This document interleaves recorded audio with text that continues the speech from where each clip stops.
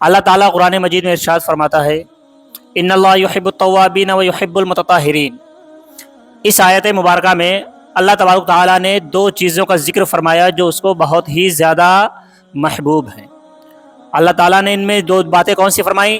سب سے پہلی بات اللہ تعالیٰ فرماتا ہے کہ اللہ تعالیٰ کو محبوب ہیں وہ لوگ جو توبہ کرنے والے ہیں، یعنی توبہ کرنے والے ہیں، گناہوں کی معافی مانگنے والے لوگوں کو اللہ تعالیٰ بے حد پسند فرماتا ہے۔ اور دوسرے وہ لوگ جو پاکی حاصل کرتے ہیں، یعنی یہ دو چیزیں بہت چھوٹی سی چیزیں ہیں، کوئی بڑی چیزیں نہیں ہیں۔ اگر ہم ان چیزوں کا معمول بنا لیں، ان چیزوں کو مضبوطی سے تھام لیں تو اللہ تعالیٰ کے محبوب بندوں میں ہم شامل ہو سکتے ہیں۔ سب سے پہلی چیز کیا ہے؟ استغفار کرنا، یعنی گناہوں کی معافی مانگنا، کیونکہ اللہ تعالیٰ پہلے سے ہی جانتا ہے۔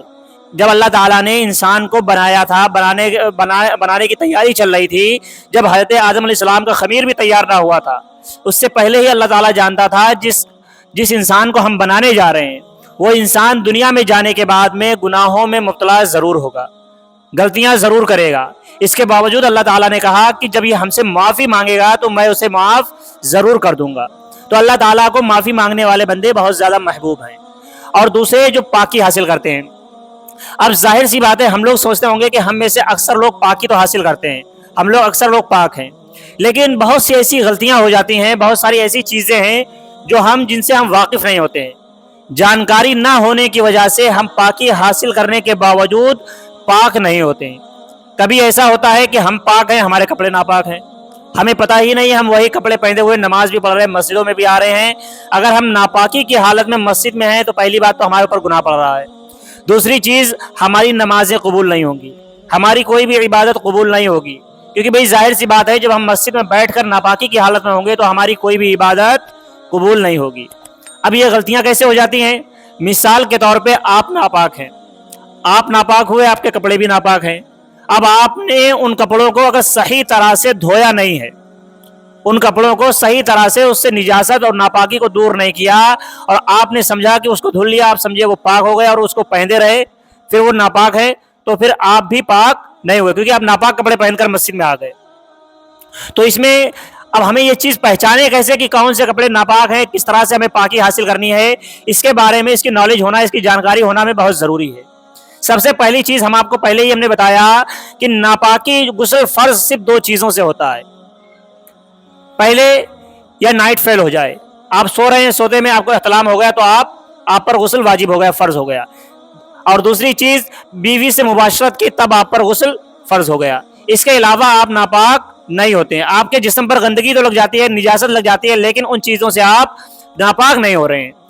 ناپاکی دو طرح کی ہوتی ہے، ناپاکی جو گندگی رہتی ہے وہ دو طرح کی رہتی ہے، ایک نجاست غلیظہ، ایک نجاست خفیفہ۔ غلیظہ کہتے ہیں بڑی گندگی کو، بڑی چیز کو، اور نجاست خفیفہ یعنی چھوٹی گندگی، چھوٹی ناپاکی کو۔ اب اس میں یہ چیز ہمیں سمجھنی پڑے گی کس میں ہمیں نہانا ہے، کس میں ہمیں صرف کپڑے دھونے سے کام چل جائے گا۔ مثال کے طور پہ چھوٹی گندگی میں جیسے کہ نالی وغیرہ کی چھینٹیں وغیرہ آ گئیں، یا جانوروں وغیرہ کی چھینٹیں وغیرہ آ گئیں، یا کوئی بھی ایسی چیز، یا کسی جانور کا جھوٹا وغیرہ لگ گیا، بہت سے جانور جیسے کتا وغیرہ رہتا ہے ان کا جھوٹا رہتا ہے تو وہ بھی ناپاک ہوتا ہے، تو وہ چیزیں لگ گئیں، تو ان چیزوں کو آپ نے دھو دیا۔ ان کے لیے اگر مان لیجیے مثال کے طور پہ آپ کا دامن ہے، اب دامن کے چوتھائی حصے پر اگر ہے، وہ چوتھائی حصے سے کم کے حصے پر اگر وہ نجاست لگی ہے تو پھر آپ اس کو دھو دیں، اب نماز پڑھ لیں گے۔ آپ صرف ایسے ہی دھونا پڑے گا آپ کو، اتنا حصہ دھو دیں 3 مرتبہ میں، باقی آپ کو اتارنا نہیں، اس میں نہانا نہیں، آپ کو نہانے کی یہاں پر حاجت نہیں آ رہی۔ آپ کے بدن پر اگر نالی کی چھینٹیں آ گئیں اس کو دھو دیں، آپ پاک ہو جائیں گے، ٹھیک ہے۔ آپ کے بدن پر مان لیجیے آپ کے پاس جانور وغیرہ ہیں، بھینس وغیرہ ہے، گائے وغیرہ ہوتی ہیں، اب دودھ وغیرہ نکالنے میں آپ پر چھینٹیں وغیرہ آ گئیں تو اس میں آپ کو نہانے کی ضرورت نہیں ہے۔ اگر ایسے انسان نہانے بیٹھ جائے تو پھر دن بھر وہ نہانے میں گزر جائے گا۔ اب چھینٹیں وغیرہ آ گئیں، آپ کو گمان ہے جہاں پر چھینٹیں آئی ہیں ان جگہوں کو دھو دیں، نہیں گمان ہے تو اندازاً بس اس پہ ہاتھ مار لیا جائے گا۔ اب یہاں پر اگر گوبر وغیرہ لگ جائے، مثال کے طور پہ اگر گوبر وغیرہ لگ گیا ہے، 1 درہم سے زیادہ ہے، 1 درہم سے زیادہ کے حصے میں ہے، تو اس کو بھی آپ 3 مرتبہ دھونے سے وہ پاک ہو جائے گا۔ اب 1 درہم مثال کے طور پہ اس کا اس طرح سے کیا گیا، جب نارملی ہتھیلی جو رہتی ہے، کھلی ہوئی ہتھیلی پر آپ پانی رکھیں گے، جتنے میں پانی ڈالنے پہ جتنا پانی بچے گا اس کی مقدار بتائی جاتی ہے۔ اب اس سے زیادہ ہے اگر آپ تو آپ کو 3 مرتبہ دھو لینا ہے، وہ چیز پاک ہو جائے گی۔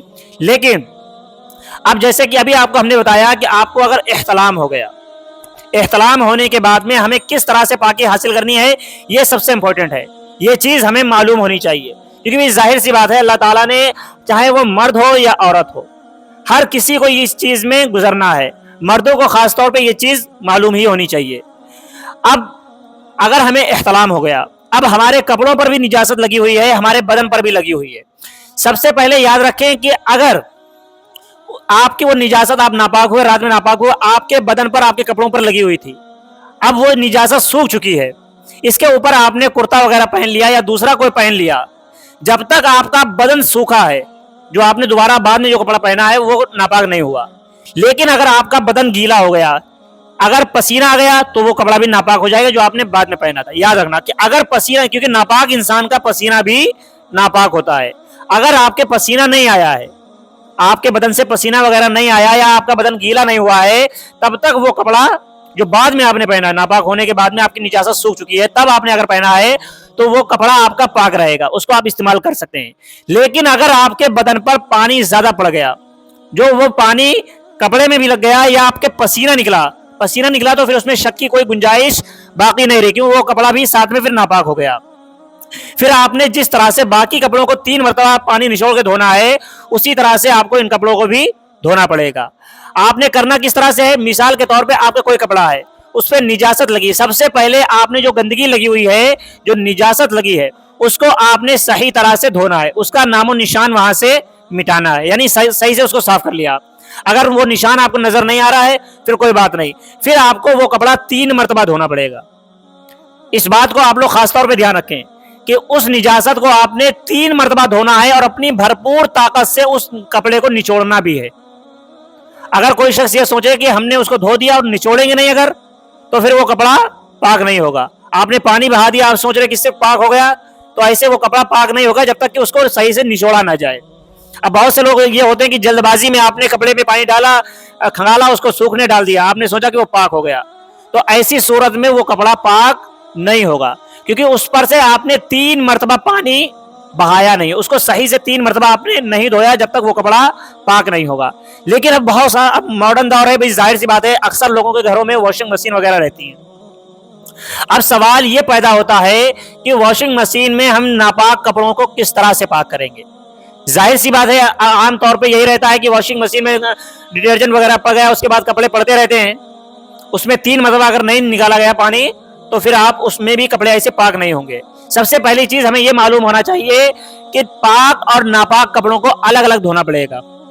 واشنگ مشین میں اگر کوئی بھی آپ کے ناپاک کپڑے ہیں، ناپاک کپڑوں کو اور پاک کپڑوں کو الگ الگ دھویا جائے، لیکن اگر بالفرض نہ معلوم ہونے کی صورت میں اگر دونوں کپڑے یعنی پاک کپڑے بھی اور ناپاک کپڑے بھی واشنگ مشین میں ڈال دیے گئے، اب اس کے پاک ہونے کی 2 صورتیں کری جائیں گی۔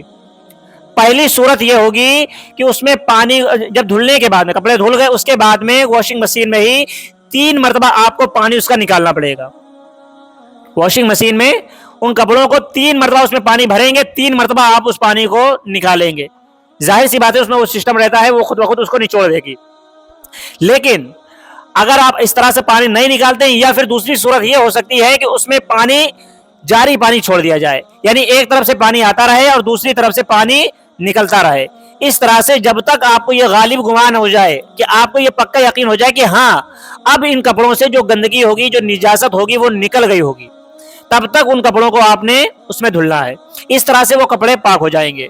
لیکن اس چیز کو ہمیں یاد رکھنا ہوگا، سب سے بہتر یہ چیز ہے کہ اگر آپ کو معلوم ہے کہ آپ کے کپڑوں پر نجاست لگی ہوئی ہے تو اس نجاست کو آپ پہلے ہی صاف کر دیں۔ آپ جب غسل کرنے گئے ہیں واشنگ مشین میں ان کپڑوں کو ڈالنے سے پہلے ہی، واشنگ مشین بھائی ظاہر سی بات ہے واشنگ مشین میں آپ کپڑے خود سے تو دھلنے جا نہیں رہے ہیں، اب گھر میں کوئی عورتیں وغیرہ دھل رہی ہیں، ان کو اس چیز کا علم رہا یا نہیں رہا، اس میں کیا ہوگا کہ آپ تو یہ سمجھ رہے ہیں کہ آپ کے کپڑے پاک ہیں، لیکن آپ کم علمی میں آپ کو اس بات کا علم ہی نہیں کہ آپ ناپاک کپڑے پہنے ہوئے۔ اس لیے بہتر طریقہ یہ ہے کہ جب آپ خود غسل کر رہے ہیں، آپ کو معلوم ہے کہ ہمارے کپڑوں پر نجاست لگی ہے، ناپاکی لگی ہے، گندگی لگی ہے، تو ہمیں کرنا یہ ہے کہ جب ہم خود غسل کر رہے ہیں ان کپڑوں کو بھی ہم یہ نہیں کریں آپ پورا اس ٹائم دھل لو، اس نجاست کو وہاں سے آپ نے صاف کر دینا، پہلے اس نجاست کو آپ نے صاف کر دینا ہے، اس پہ پانی بہا دینا ہے، اس کو نچوڑ دینا ہے، پھر آپ چاہیں تو اس کو اپنے کپڑوں کو واشنگ مشین میں آپ ڈال دیں، کوئی حرج نہیں۔ لیکن یہ چیز آپ کو پہلے کرنی ہے۔ اب آتی ہے بات، یہ تو ہو گئی کپڑے کی پاکی کی بات، اب آتی ہے کہ ہم خود پاک کس طرح سے ہوں گے۔ بھائی ظاہر سی بات ہے کپڑے تو پاک ہو گئے، اب ہم کس طرح سے پاک ہوں گے، ہمیں اس بات کا بھی علم ہونا ضروری ہے۔ یاد رکھیں کہ غسل کے 3 فرض ہیں۔ غسل میں کتنے فرض ہیں؟ 3 فرض ہیں۔ ان میں سے اگر کوئی شخص ایک بھی فرض چھوڑ دیتا ہے، وہ سمندر میں ڈوب بھی جائے گا تب بھی وہ پاک نہیں ہوگا۔ غسل کا سب سے پہلا فرض کیا ہے؟ سب سے پہلا فرض ہے منہ بھر کے کلی کرنا۔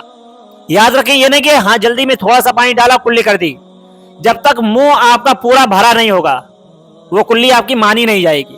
وضو میں چل جاتا ہے کہ تھوڑا بھی پانی آیا ہم نے کلی کر دی، کیونکہ وضو میں کلی کرنا فرض نہیں ہے، لیکن غسل میں کلی کرنا بھی فرض ہے۔ اس لیے ہمیں اس چیز غسل میں احتیاط رکھنا پڑے گا، دھیان دینا پڑے گا کہ 3 مرتبہ ہمیں کلی کرنی ہے، اور وہ بھی منہ بھر کے۔ اور اگر ہم روزے سے نہ ہو تو ہمیں غرارہ بھی کرنا چاہیے۔ اگر روزے سے ہو تو پھر غرارہ نہیں کیا جائے گا، لیکن اگر روزے سے نہیں ہے تو بہتر ہے کہ ہم کلی کے ساتھ میں غرارہ بھی کریں تاکہ حلق تک پانی پہنچ جائے۔ ٹھیک ہے۔ اب دوسرا فرض یہ ہے کہ ناک کی نرم ہڈی تک ہمیں پانی پہنچانا ہے۔ یاد رکھیں ان معاملوں میں جلد بازی نہ کریں۔ بہت سارے لوگ جلد بازی کر لیتے ہوں گے، یا سردیوں وغیرہ میں ہم اکثر جلد بازی کرتے ہیں ٹھنڈے پانی ہونے کی وجہ سے یا کسی اور وجہ سے، تو ایسے میں ہمارا غسل نہیں ہوتا ہے۔ ہم سوچ رہے ہوتے ہیں کہ ہم پاک ہو گئے، لیکن ہم حقیقت میں پاک نہیں ہوتے ہیں۔ اب اس کے بعد میں ہمیں سارے بدن پر پانی بہانا پڑے گا، سارے بدن پر پانی بہانا پڑے گا، یہ فرض ہوتے ہیں۔ ٹھیک ہے، بات کو سمجھ لیں، یہ 3 فرض ہیں، ان کو کرے بنا آپ پاک نہیں ہوں گے۔ اب یہ چیز کرنے سے پہلے آپ کو کیا کرنا ہے وہ چیز آپ سمجھ لیں سب سے پہلے۔ اب وہ چیز آپ کو سنت طریقے میں سمجھ میں آئے گی۔ غسل کرنے کا سنت طریقہ کیا ہے؟ سب سے پہلے تو آپ کی نیت ہونی چاہیے پاکی حاصل کرنے کی۔ بھائی ظاہر سی بات ہے ہم نہانے جا رہے ہیں، کس لیے نہانے جا رہے ہیں؟ اب نہانے تو ہم جا رہے ہیں، اگر ہماری نیت یہ ہو جائے کہ ہم پاکی حاصل کرنے کے لیے جا رہے ہیں تو سنت ہو گئی ہے، یہ حضور صلی اللہ علیہ وسلم کی ایک سنت ادا ہو گئی۔ اب اس کے بعد میں ہمیں کیا کرنا ہے؟ اپنے ہاتھوں کو پھر بسم اللہ پڑھنی ہے، پہلے ہی بسم اللہ پڑھنی بعد میں نہیں، پھر بسم اللہ پڑھنی، پھر دونوں ہاتھ گٹوں تک دھونا ہے۔ ہاتھ دھونے کے بعد میں آپ کے بدن پر جو نجاست لگی ہے، جو ناپاکی آپ کے بدن پر لگی ہے، پھر اس کو آپ صاف کریں گے 3 مرتبہ اس پر پانی ڈال کے، اس کو نجاست کو، اس ناپاکی کو اپنے بدن سے آپ نے صاف کرنا ہے۔ پھر اس کے بعد میں آپ نے مکمل وضو کر لیں گے، مکمل وضو کر لیں گے۔ لیکن اس میں ایک چیز یاد رکھنی ہے کہ اگر آپ غسل خانے وغیرہ میں پٹری وغیرہ پر یا کسی اونچی چیز پر بیٹھے ہیں تب تو آپ پیر دھو لیں، لیکن اگر آپ برابر میں بیٹھے ہوئے ہیں تو پھر آپ کو پیر اس وقت نہیں دھونے ہیں، صرف مسا تک آپ نے کرنا ہے۔ ٹھیک، اس کے بعد میں آپ نے کرنا یہ ہے، اب ظاہر سی بات ہے آپ نے یہ وضو کر لیا تو اس میں آپ کے 2 فرض ادا ہو گئے۔ کون کون سے فرض ادا ہو گئے غسل وضو کرنے میں؟ جب آپ نے جو ناپاکی لگی تھی، نجاست لگی تھی، اس کو ہٹا دیا، اب اس کے بعد میں اگر آپ نے وضو کر لیا تو آپ کی 2 فرض ادا ہو گئے۔ سب سے پہلا فرض کون سا ادا ہوا؟ کلی کرنے کا۔ ابھی ظاہر سی بات ہے آپ نے نماز میں جو وضو کرتے ہیں وہی ہم غسل سے پہلے کر لیں گے جب، تو پہلا ہمارا فرض ادا ہو گیا کون سا؟ کلی کرنے والا۔ لیکن یاد رکھنا ہے، ہم نے آپ نے پہلے بھی بتایا کہ اس میں احتیاط رکھنا ہے کہ منہ بھر کے کلی کرنا، یہ نہیں کہ تھوڑا سا پانی بھر کے آپ کلی کریں گے تو پھر اس طرح سے آپ کی کلی پوری نہیں ہوگی۔ دوسرا فرض یہ ادا ہو گیا کہ آپ کی ناک کی نرم ہڈی تک پانی پہنچ گیا، تو غسل میں جب وضو کریں گے یہ فرض ادا ہو گئے۔ اب رہ گیا تیسرا فرض رہ گیا سارے بدن پہ پانی بہانے والا۔ اس کے لیے سنت طریقہ یہ ہے کہ سب سے پہلے آپ اپنے بدن پر دھیرے دھیرے سے سارے بدن پر پانی مل لیں۔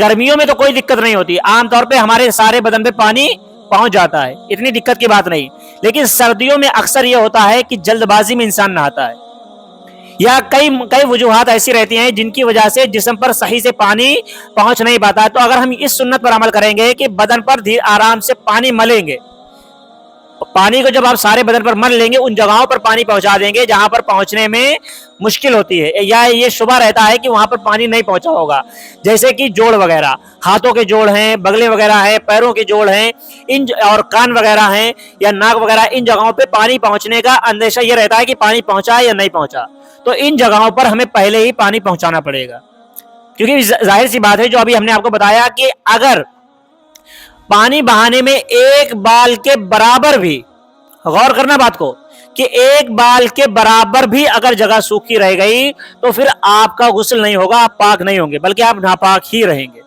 تو اس لیے ہمیں سنت طریقے کے مطابق سارے بدن پہ پانی مل لینا ہے، پھر اس کے بعد سارے بدن پہ پانی بہانا ہے۔ اس طرح سے پھر بعد میں پیر کو دھو لینا ہے، پیر بھی اسی طرح پھر دھونا ہے، پھر سارے بدن پہ ہمیں پانی بہانا ہے۔ اس طرح سے ہم پاک ہو جائیں گے۔ بات سمجھ میں آ رہی نا؟ اس طرح سے ہمیں پاکی حاصل کرنی ہے۔ لیکن اگر ہم جلد بازی کریں گے، جلد بازی میں مثال کے طور پہ ناک میں اگر پانی نہیں پہنچا تو پھر ناک میں یا کان وغیرہ میں یا صابن وغیرہ لگ گیا یا کوئی ایسی چیز لگ گئی کہ جس کی وجہ سے پانی نہیں پہنچ سکا تو پھر ہمارا غسل نہیں ہوگا۔ خاص طور پہ عورتیں وغیرہ جو آٹا وغیرہ گوندتی ہیں، اگر ان کے ناخون وغیرہ میں آٹا وغیرہ بھرا رہا، اب وہ آٹا وغیرہ اگر نہیں نکالا اور انہوں نے غسل کیا تو ظاہر سی بات ہے اس کے اندر پانی نہیں پہنچ پایا تھا۔ اسی طرح سے اگر نیل پالش وغیرہ لگی ہوئی تھی تو اس صورت میں بھی ان کے پانی نہیں پہنچا، تو ظاہر سی بات ہے جب وہاں تک پانی نہیں پہنچا تو پھر اس کے بعد میں غسل بھی آپ کا نہیں ہوا۔ اسی طرح سے مرد وغیرہ یا عورتیں وغیرہ جو زیورات وغیرہ پہنے ہوتے ہیں، مرد انگوٹھی وغیرہ پہنے ہوتے ہیں، اگر آپ کی انگوٹھی یا زیورات عورتوں کے ٹائٹ ہیں، انگوٹھی ٹائٹ ہاتھوں میں آئے، اگر انگوٹھی ٹائٹ ہے تو اس کو آپ نے آگے پیچھے کر کے اس میں پانی پہنچانا پڑے گا۔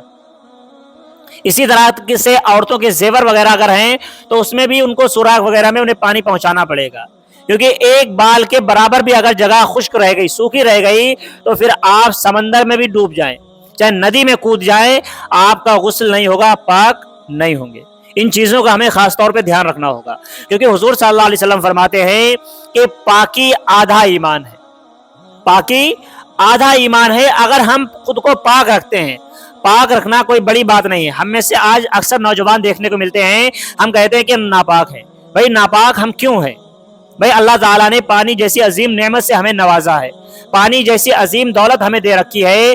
ہر انسان ہر دوسرے تیسرے دن جو بہت اکثر لوگ ڈیلی نہاتے ہیں، ڈیلی نہیں تو دوسرے دن ہر انسان نہا ہی لیتا ہے۔ پھر جب اتنا سب کچھ ہونے کے بعد ہم ناپاک کیوں ہیں؟ ہمیں یہ کیوں سننے کو ملتا ہے کہ ہم ناپاک ہیں؟ ناپاک نہ رہیں، کیونکہ ناپاک رہنے والوں کو فرشتے ناپسند کرتے ہیں۔ جس گھر میں اگر کوئی انسان ناپاک ہوتا ہے نا تو اس گھر میں رحمت کے فرشتے نہیں آتے ہیں۔ ظاہر سی بات ہے جب رحمت کے فرشتے نہیں آئیں گے تو برکت بھی نہیں آئے گی۔ اللہ تعالیٰ کہنے سننے سے عمل کرنے کی توفیق عطا فرمائے۔ وآخر دعوانا الحمدللہ۔